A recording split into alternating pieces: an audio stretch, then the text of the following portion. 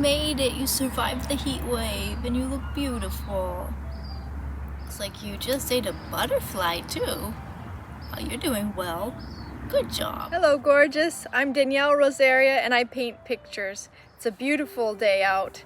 So I am outside with our son and he's taking a break from school. And I got my earbuds in so I can narrate our painting video for today. And at the time of painting, it was very smoky, very, very smoky. And today it's just gorgeous. So I'm gonna sit out here in the garden and narrate this step-by-step watercolor painting video. Let's go.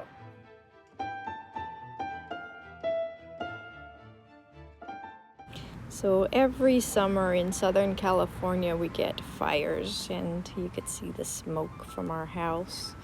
It was just very bad air quality, which was not good for garden time, but which was very good for art time. So today we're going to be drawing this toucan. Isn't he gorgeous? And so I took this photo from a site called Pexels, and I will link that site in the description. For artists, it's a wonderful resource because it's filled with photos and videos that are royalty free. So we can use them to draw from, make videos from. It's just lovely. You can use the photo or you can just follow along with me. I'm going to just go step by step. Now this pencil drawing flows pretty nicely and I will tell you my secret. I struggled drawing this and I drew it and redrew it because the big beak of this toucan just didn't want to fit on the paper, or I had the beak but then the body was too big, so I drew it several times, erased it, drew it several more times, and then I flipped the paper over and drew this one, and this one flowed very nicely. And the reason I bring that up is because it is okay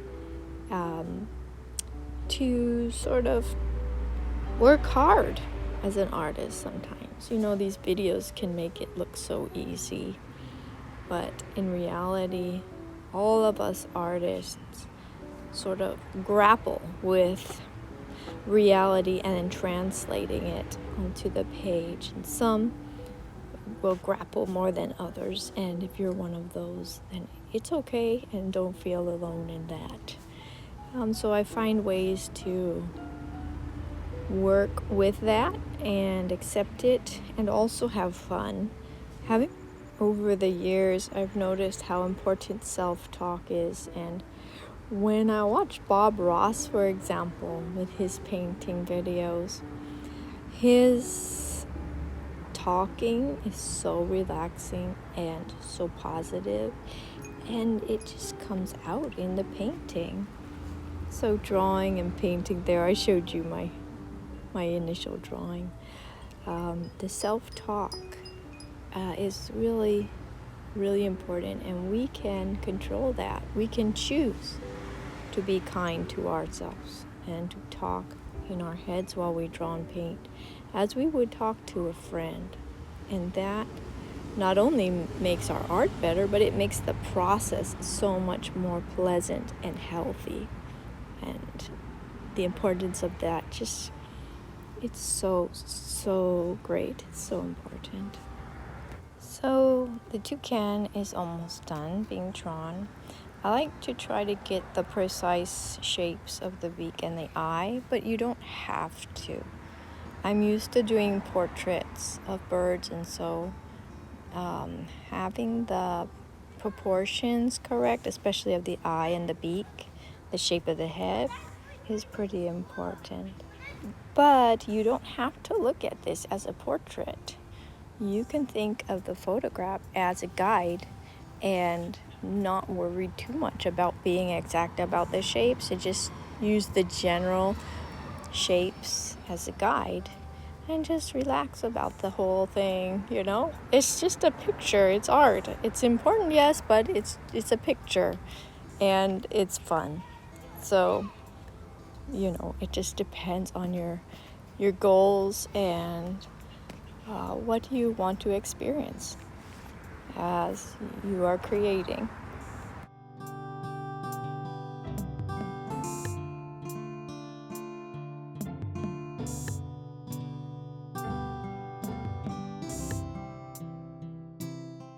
Now I'm using waterproof microline pens. These black pens are really great because I can add them before I paint the watercolors or after, and they're waterproof so they don't bleed, and that's really, really important. I'm going to use the brush one because I can fill in the black parts of the toucan. He is very dark black. So I'm going to use this brush just to fill in all the black parts.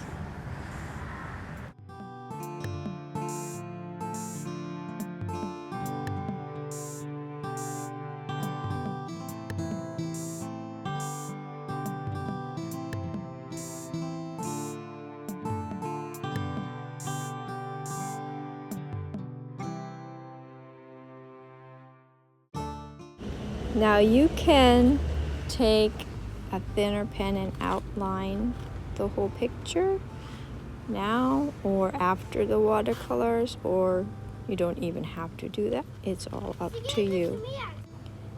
The next step after the lines and coloring in the black is the water for the background. This part flows so nicely, just putting the clear water everywhere that you're going to put the colors next. This is what makes it really medium friendly, putting the water down first, because then when you add the color, just tap, tap, tap, and look how it spreads. And we don't even know exactly what shapes it's going to make. More or less, and the colors just flow into the water and make very organic shapes. I just absolutely love watercolors for this reason, both painting them and also looking at them when the painting is finished.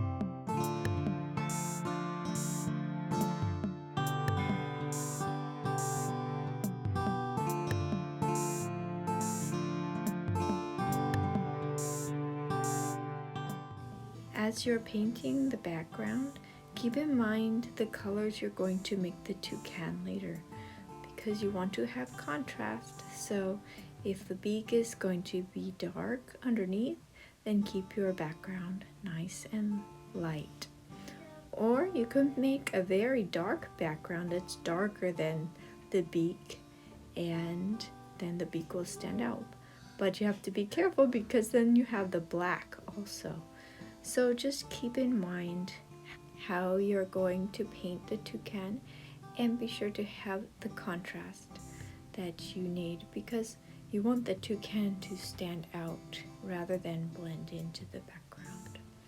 I think it's so interesting how jungle animals are really, really bright colored, and the surrounding jungle is bright colored. So if they're in their environment, they actually blend in a lot of times, the more bright colored they are.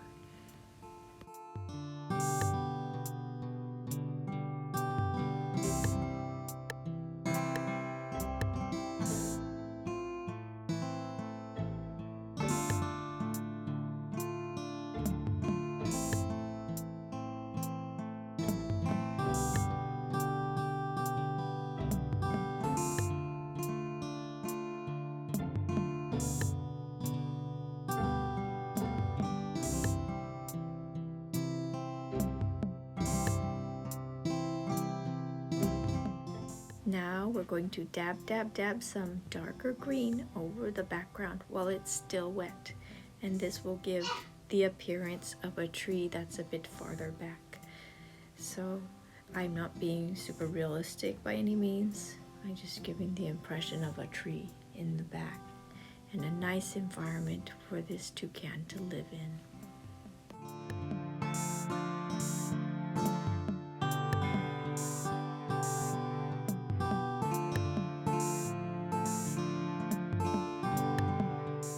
This is regular table salt, and I'm gonna sprinkle it onto the wet background, and it makes a really cool pattern.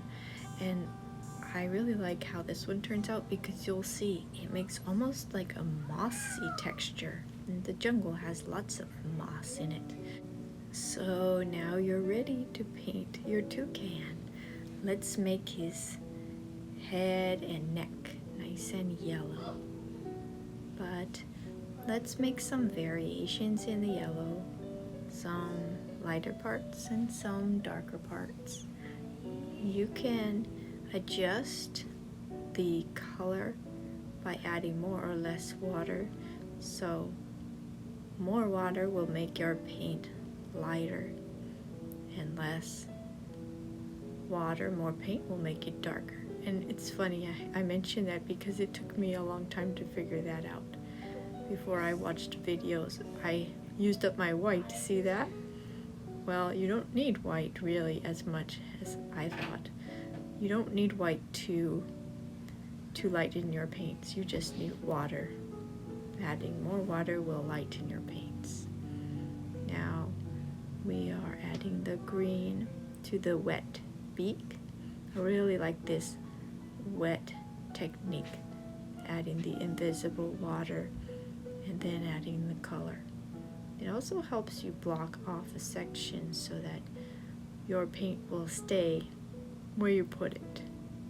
If only one section is wet, that's where the paint will generally stay, and that's helpful to know also. All these little techniques help you to make friends with the medium.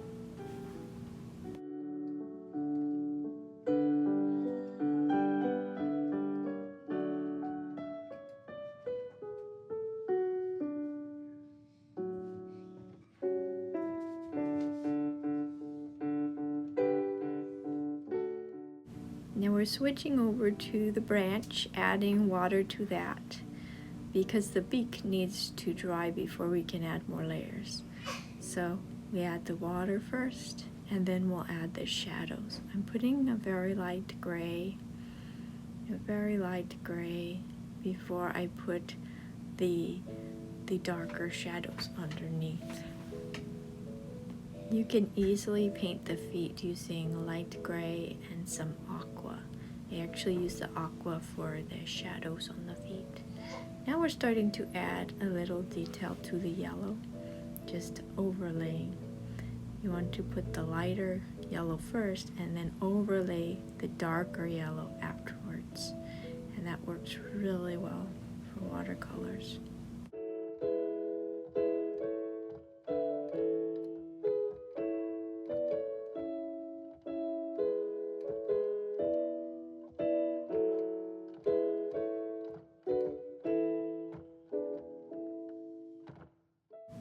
We're going to put a touch of light green around his eyes. Toucans have beautiful details on them that just make them look mysterious. So this guy has just a touch of tropical green around his eye.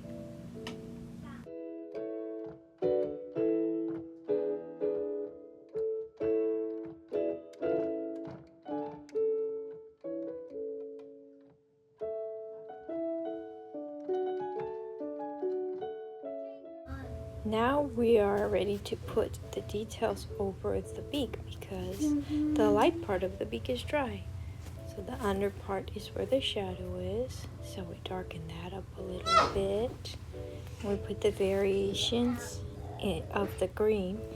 And now we could put the red on the tip of his beak. And it's sort of a rust color red.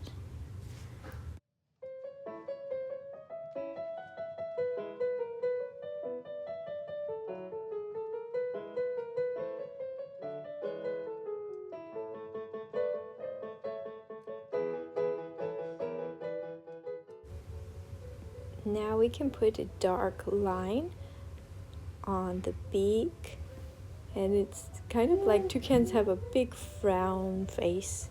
I heard that they could be quite mean, but I think it might be due to the fact, well, they're not very friendly, but I think they could be pretty happy in the wild. But anyway, they have a face that looks like they're frowning, and the beak is very, very powerful. Now, I left a little bit of white showing in the black of the eye, so I could put black watercolor in the center rather than black pen, just so that there was a little variation in the eye. If you didn't do that, that's okay. It's something to keep in mind for future pictures. It just helps to give the eye some more life.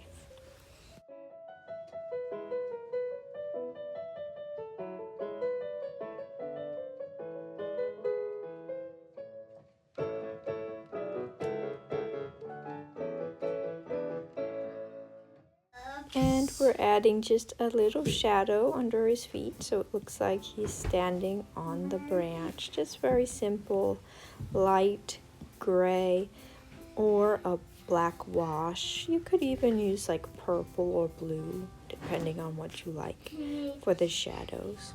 Now we'll work on the perch. And the perch is a nice piece of wood, a natural piece of wood that's good for their feet. And this is going to be the darker part, and I'm just using black wash with just not worrying too much about the individual shapes, just going along trying to make a bark-like texture. And then I will go up towards the toucan, and that will be lighter. So you see, it's pretty simple to make like a wood texture, just not worrying about it too much.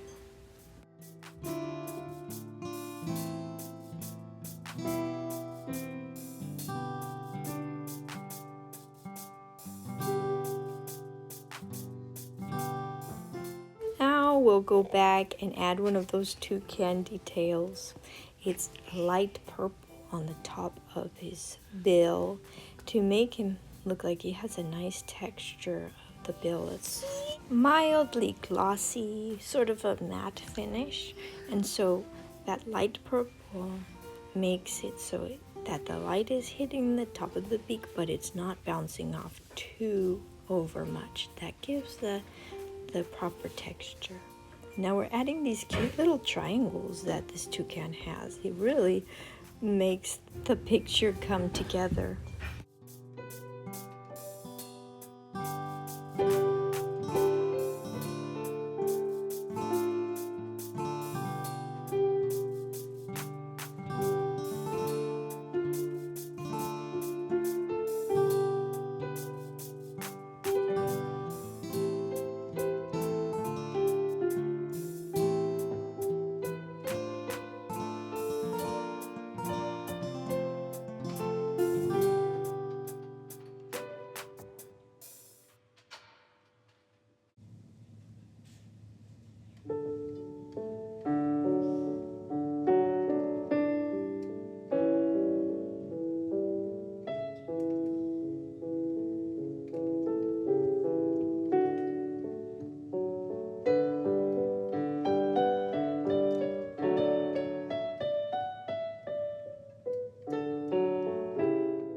Now these are all suggestions. I am putting some more red overlay on the tip of the beak, so if you would like to do that, you can also.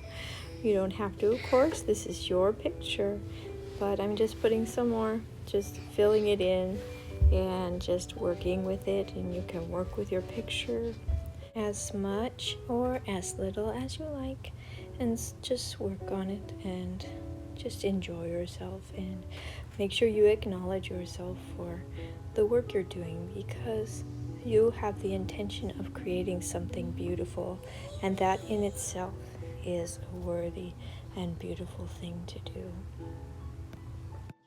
And finally, we're going to add in this cool orange shape.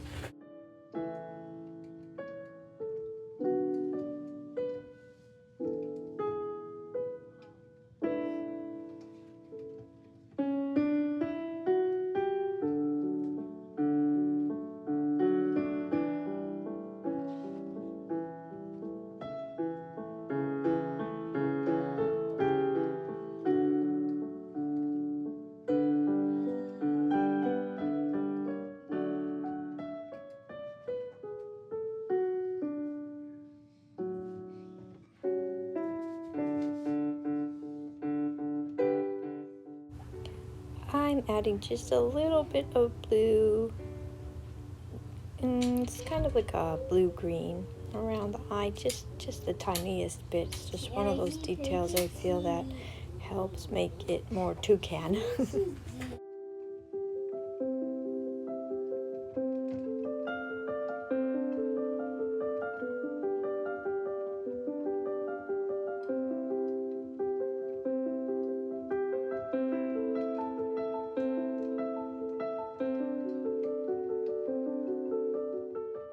Now, if you feel like your picture is finished, then stop.